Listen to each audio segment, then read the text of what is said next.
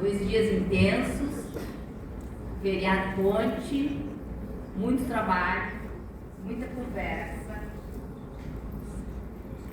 muitas coisas emocionantes e numa construção coletiva construímos esse documento. Ele é um pouquinho longo, são 3 páginas, então você não tem que ter paciência comigo, tá?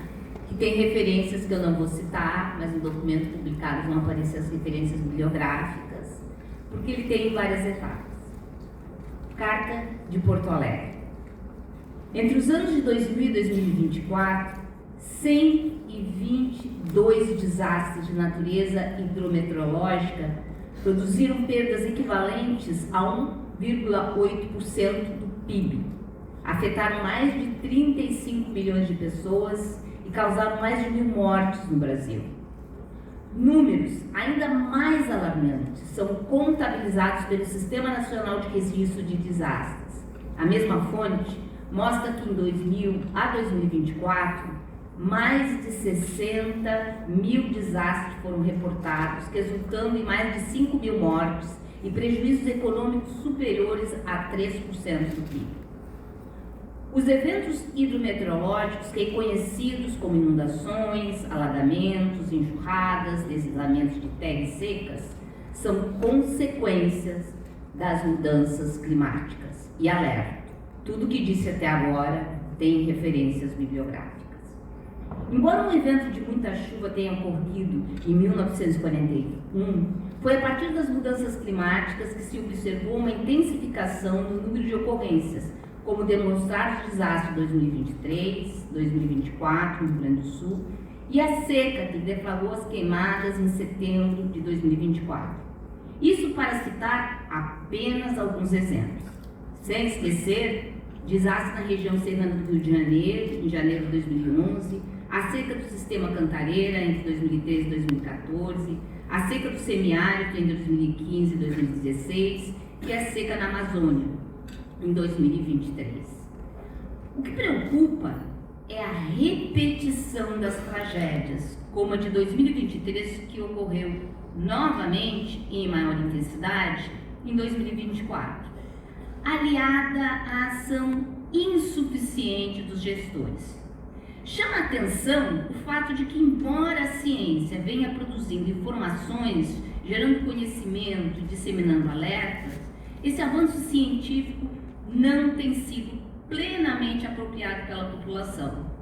Embora o CEMADEM tenha sido criado justamente para prevenir desastres, o investimento insuficiente tem comprometido sua atuação adequada e limitado a sua abrangência.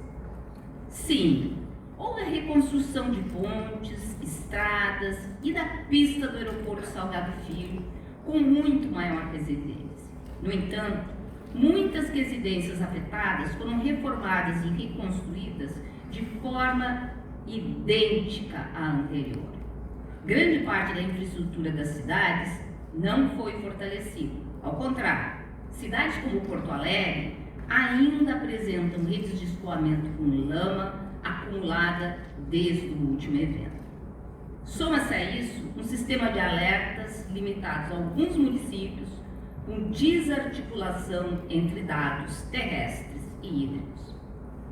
A falta de ações propositivas e eficientes pode estar relacionada à ausência de um conhecimento científico completo. Até hoje, a academia, com A maiúsculo, não foi instada a produzir um diagnóstico aprofundado que abranja, além dos dados hidrológicos, também informações meteorológicas, geológicas, de saúde, de urbanismo, de ordenamento territorial, e que traga sua conexão com o clima e com as necessidades da sociedade. Este é o papel da universidade. O Summit de Mudanças Climáticas inicia essa síntese, que faz um chamamento para que possamos superar a cultura contemplativa diante dos desastres climáticos e avancemos de maneira decisiva rumo à ação. O desastre climático ocorrido no Rio Grande do Sul foi o resultado da combinação de 2 fatores. Um global, a emergência climática, e outro local, os riscos existentes.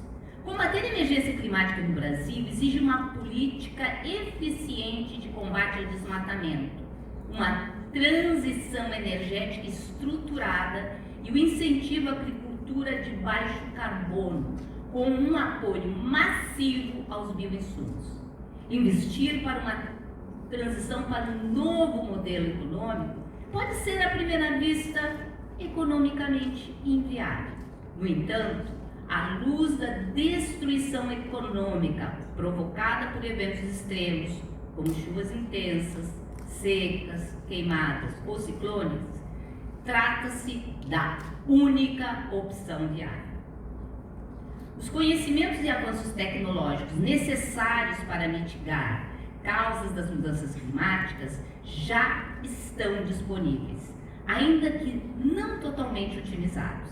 A questão crucial não é se as soluções existem, mas se e quando serão implementadas de forma eficaz. A alegação de que as tecnologias verdes e sustentáveis são intrinsecamente mais caras do que as convencionais não se sustenta em um mercado verdadeiramente competitivo. Na realidade, as indústrias de combustíveis fósseis recebem subsídios substanciais, mais de 14 milhões de dólares por minuto em 2023, segundo o Fundo Monetário Internacional. Consequentemente, políticas econômicas e sociais robustas são essenciais, não somente para apoiar a transição para tecnologias sustentáveis, mas também para transformar nosso modo de vida com base nos recursos finitos do planeta e viabilizar uma resposta coordenada em escala global. O segundo fator, não esqueci do segundo fator, os riscos, exige uma revisão profunda da infraestrutura urbana e rural. No ambiente urbano, o sistema de combate às cheias precisa passar por uma modernização, ou ao menos uma manutenção periódica adequada. Em Porto Alegre, por exemplo, o sistema de drenagem urbana precisa ser efetivamente limpo, pois foi comprometido pela lama. Além disso, muitas regiões urbanas mantiveram a mesma infraestrutura habitacional que não resistiu às cheias. Nas áreas ribeirinhas, os sistemas de muros e comportas precisam ser revisados e reconstruídos. No meio rural, é necessário fortalecer o sistema de irrigação para os períodos de seca, bem como investir na drenagem e na área do solo para futuras culturas. Já nas encostas que sofreram deslizamentos, é fundamental promover a recuperação da vegetação nativa e dos solos, aplicar estruturas de drenagem e contenção adaptadas às características locais e associar essas medidas ao retorno da produção econômica. Paralelamente, às intervenções estruturais, é essencial qualificar os recursos humanos para o enfrentamento dos impactos climáticos. Isso envolve a capacitação da defesa civil, dos profissionais da saúde humana e animal e da educação, com foco especial nos gestores de unidades básicas e na atenção psicossocial.